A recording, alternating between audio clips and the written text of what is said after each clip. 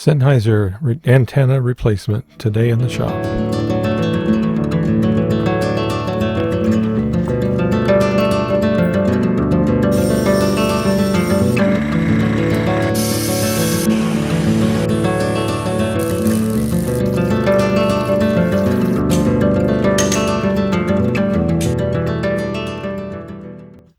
Today in the shop we're going to be repairing some Sennheiser EW300 in-ear monitors. The antennas have gone bad on these. I was able to get some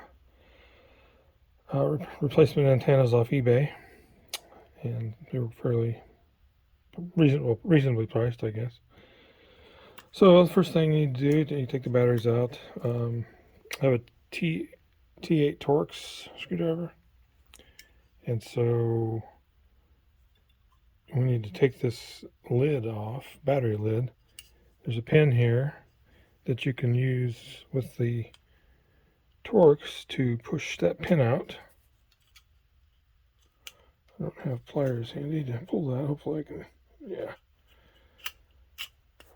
So that comes off, and the battery comes off, so that's good. Turn it over, you take these 4 screws out. Just deflect the spring clip on that one.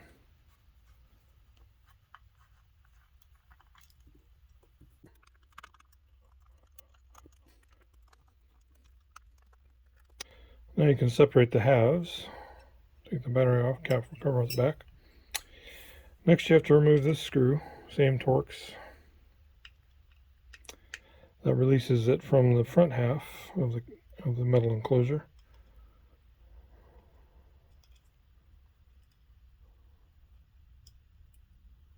It's the same as the other screws, so you don't have to worry about it. Then you want to separate that carefully. Note that the button caps sometimes will stay on the board, so you want to remove those, otherwise they'll fall off, and likely where you won't be able to find them. This is my luck goes. So we'll put that in the lid, and you can see the antenna now. It's soldered to the circuit board right here, so we need to unsolder that, get the soldering iron warmed up. You'll notice this does not have a loose wire lead like the replacement. It's a bent metal. It's not going to be a problem. I've done a few of them already, and we'll cut that a little bit shorter, and it'll work out good. Soldering iron is warmed up. Let's see if I can do this without blocking the camera. I'm going to add some solder. You don't want to be dry and pull it out of the pad, pull the pads off, so then you can reflow that, and hopefully that was on camera. So yeah, maybe not. Alright, so I'm going to put some more solder in that hole, and then I'm going to use a solder sucker, which gives a pulse of vacuum.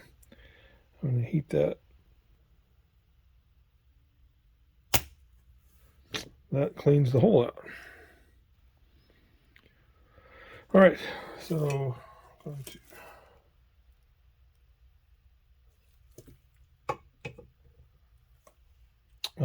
shorten that wire a little bit. Kind of based on past experience, take off about, I don't know, 1/4 inch, strong 1/4 inch, maybe almost a half. Obviously don't want to cut it too short. Don't have to quite as much stripped as it comes out of the bag, because we're just going to go through that circuit board. I'll make sure I'll stay on camera here. Okay, so this is going to fit, this big rubber block fits into this part of the case, so you can kind of get oriented so you don't have to twist the cable so much. So I'm going to come in at it this way. There, I'm going to set it back down, kind of in position. and then we'll solder it on.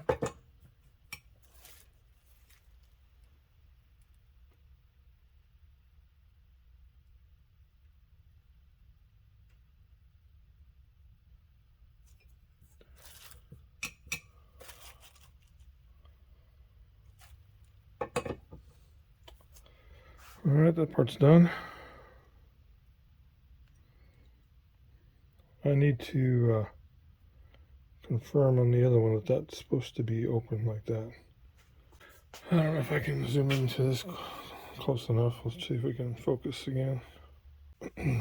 I'll use this other ring as an example. The antenna makes contact with this little lead on this one, but just look at this one, it's easier to see.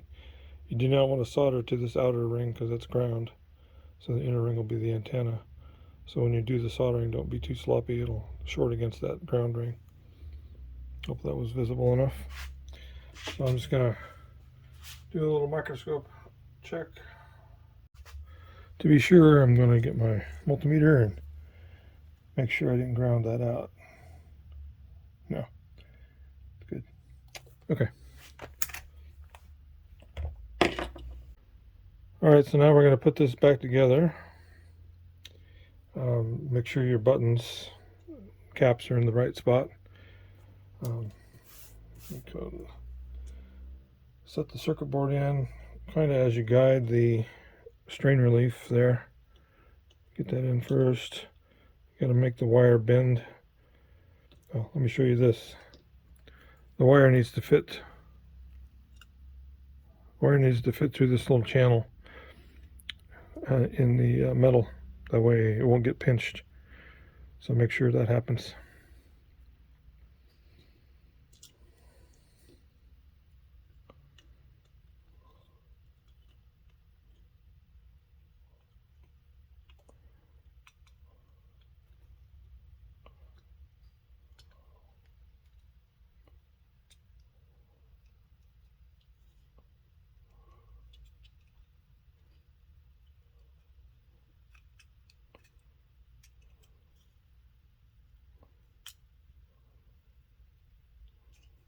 You gotta make sure everything lines up.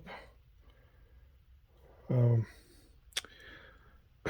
can see the wire is starting to bend. It has to basically bend out of the way. I'm going to try to help it get started a little bit.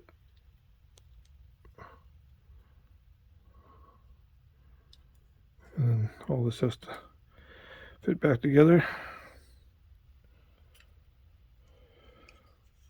I'm going to start over because you can see the wire bent sideways instead of going through that groove first. So I'm going to have to stop and start over. I'm actually going to try to get a little bit of a pre-bend.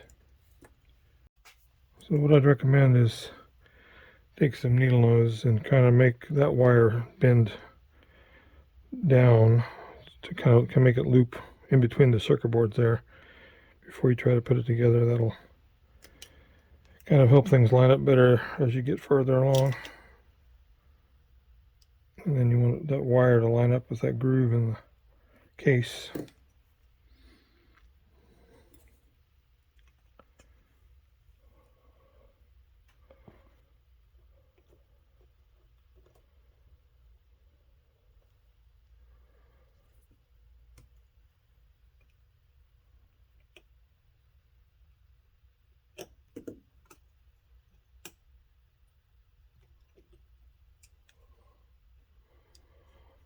Okay, you can set it's kind of all slides together. So I want you to see if I can get that wire sitting right on top of that metal lip. So I need to get it to bend a little to the side to make sure it doesn't bind and cut in the chassis.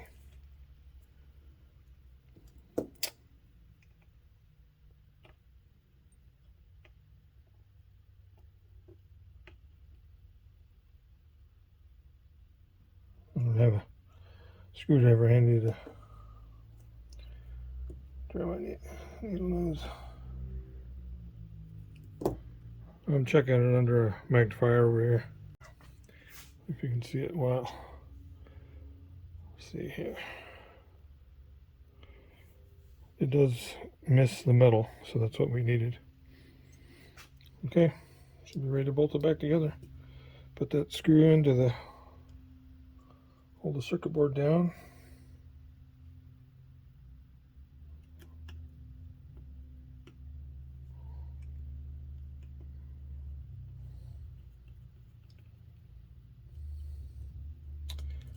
Buttons are in order.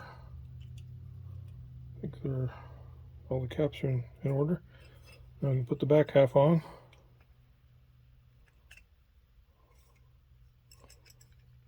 And you need to make sure that other end of that strain really fits into that cutout there. It's kind of angled up a little bit, you can see. I need to kind of position that as I go. There we go. That worked well. Make sure it closes snug all the way around without too much force. That would be another indicator that that cable is bound in that little groove. Put it back together.